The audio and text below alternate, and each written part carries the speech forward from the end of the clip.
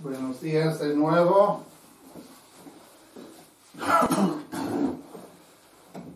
La otra vez hemos hecho un breve recorrido por la escatología del Nuevo Testamento. Nos falta todavía la escatología juánica, pero hemos visto un poco la de San Pablo.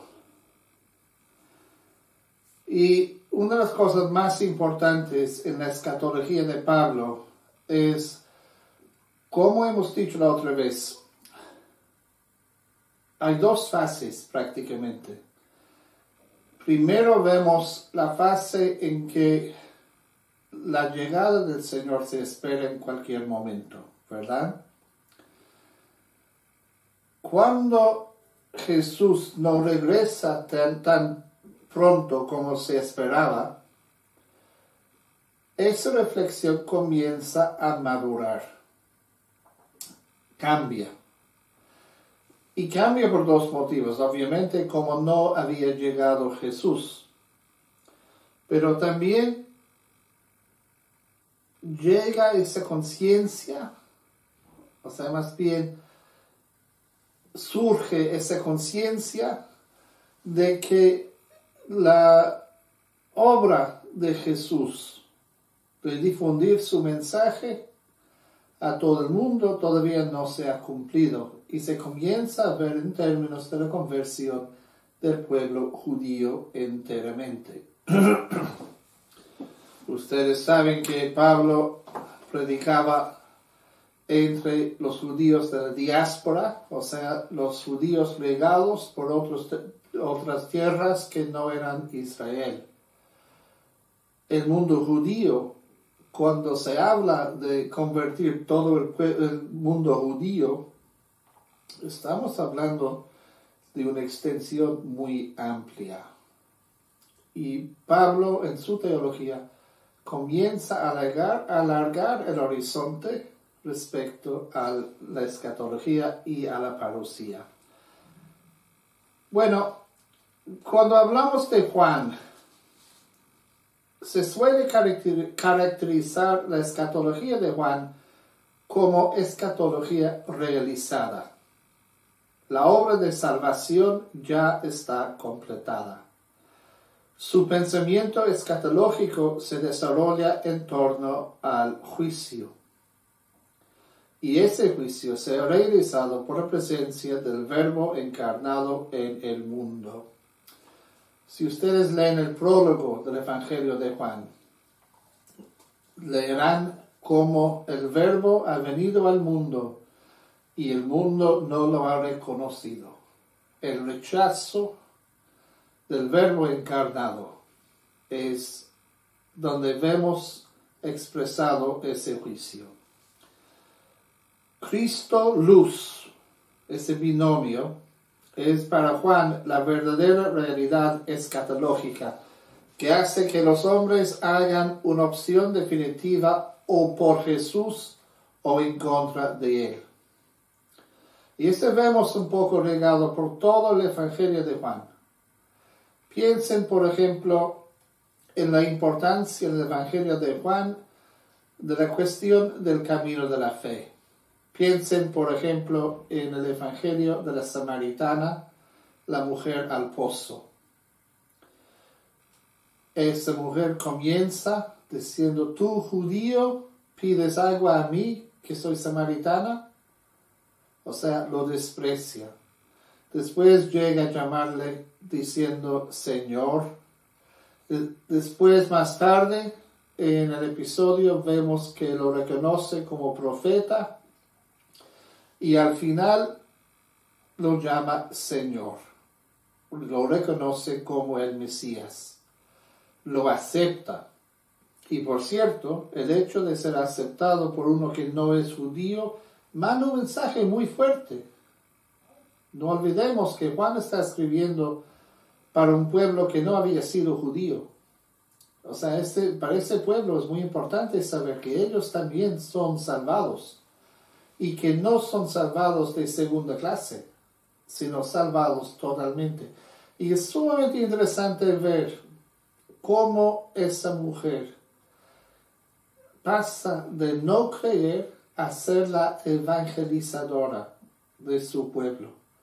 Porque ella, desde su no creer, su falta de creer, llega a conocer a Jesús, llega a creer en Él.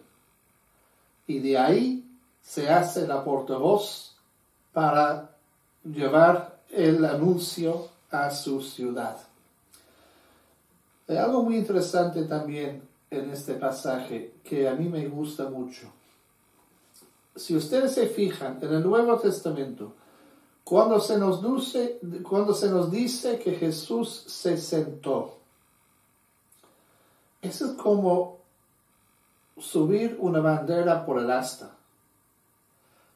Es como tocar la campana, llamándonos la atención. Jesús se sentó. Porque cuando escuchamos eso, sabemos que viene algo importante. Para los oyentes que escuchaban por primera vez esas palabras del Evangelio de Juan, porque habrían sido oyentes y no lectores, es como una señal de que aquí viene algo importante. ¿Por qué? Porque en los tiempos de Jesús, el maestro estaba siempre sentado. Ustedes me ven aquí a mí sentado no porque soy maestro, sino porque si yo me levanto, pues ya la cámara no logra filmarme. Jesús se sentó al pozo donde la mujer. Así que sabemos desde el principio que viene una enseñanza de una importancia singular. Algo muy importante viene. Y es sumamente interesante notar que cuando termina ese episodio, Jesús sigue sentado. Fíjense, porque en los evangelios, o sea, la actitud física de la persona comunica muchas cosas. Todo este episodio tiene que ver con enseñar. Enseña cómo ser discípulo. Para tener otro ejemplo de la actitud física, a mí me gusta mucho la parábola del buen samaritano. Tenemos el Señor botado en el camino, que lo han robado, lo han agredido y el Señor está mal. Llega el samaritano. Es por casualidad que es otro samaritano, ¿no? O sea, simplemente estoy escogiendo este ejemplo. Y llega el samaritano, ¿y qué hace? Este hombre está en el polvo, tirado en el polvo. Los hombres no están en el polvo, los hombres están parados. O sea, se ponen de pie. Este ha perdido mucho, ha perdido su dignidad de ser humano.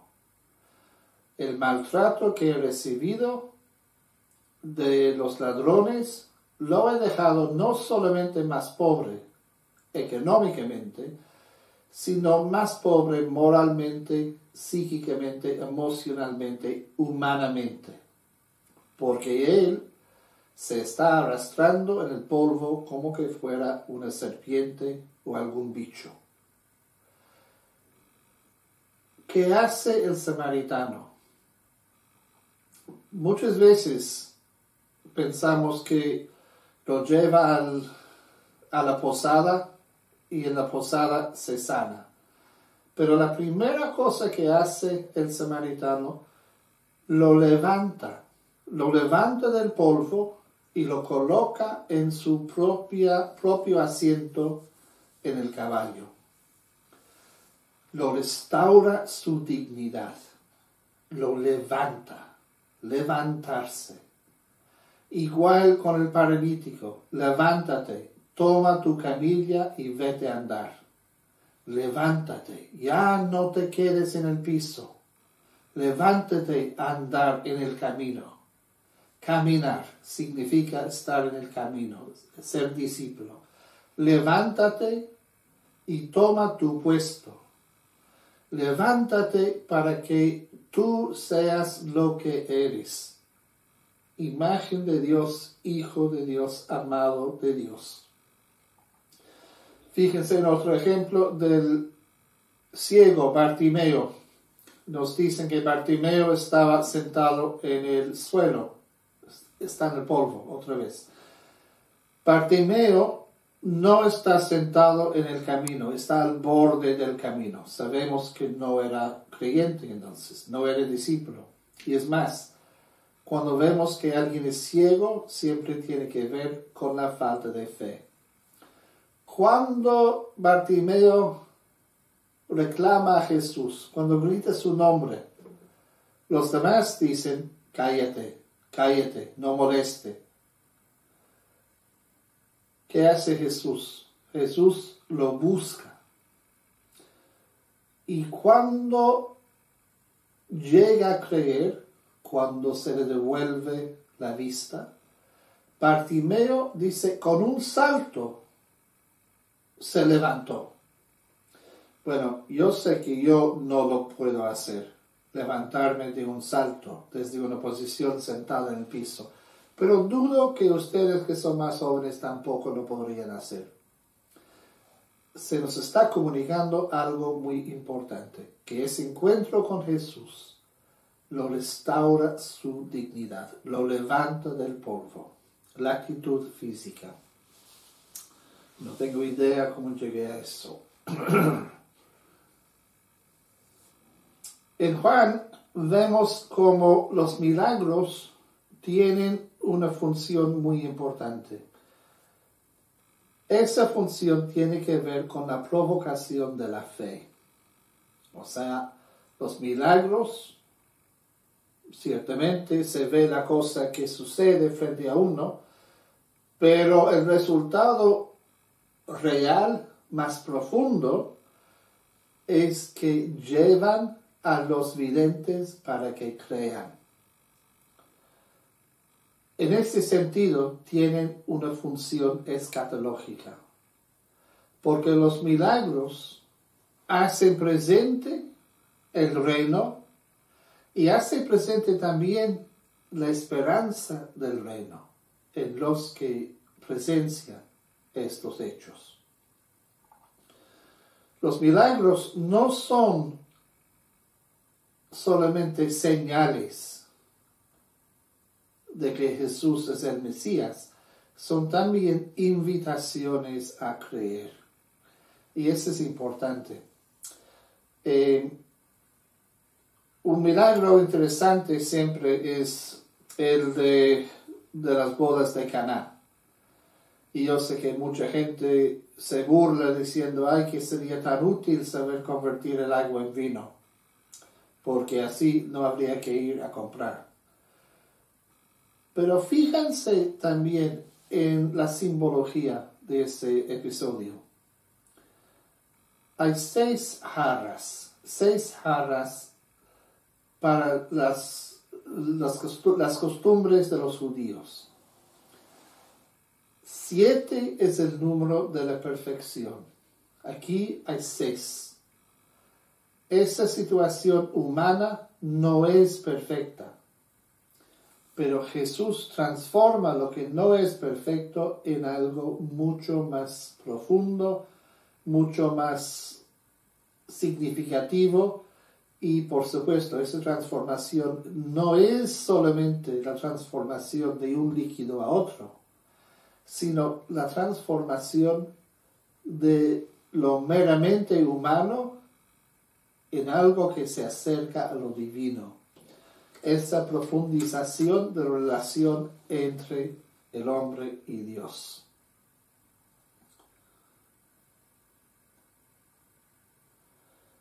Conviene notar en los milagros que la presencia de la salvación se debe a la fe.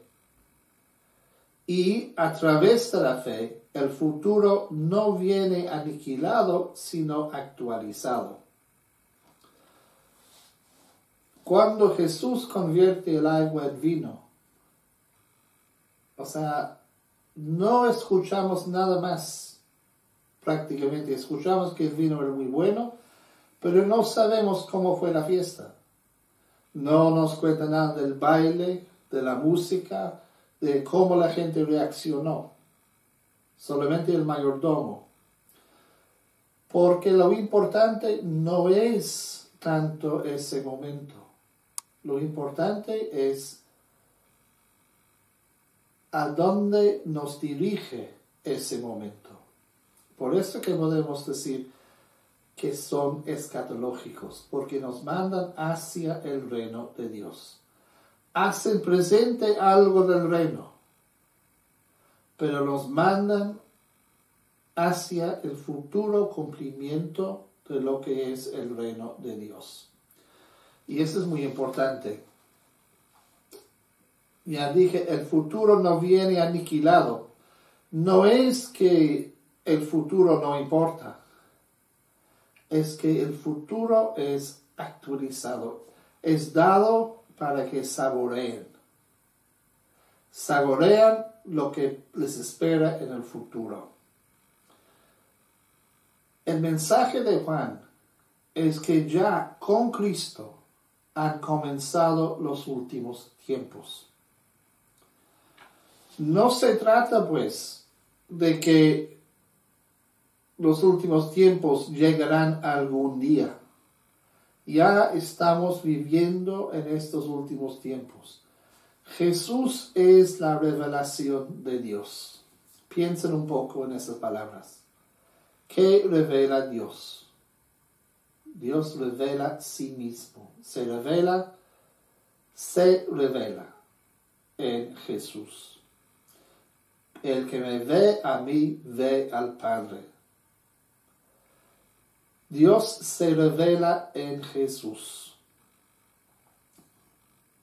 Nosotros, creyendo en Jesús, nos acercamos a nuestro cumplimiento, llegar a ser perfectamente la imagen y semejanza de Dios como fuimos creados.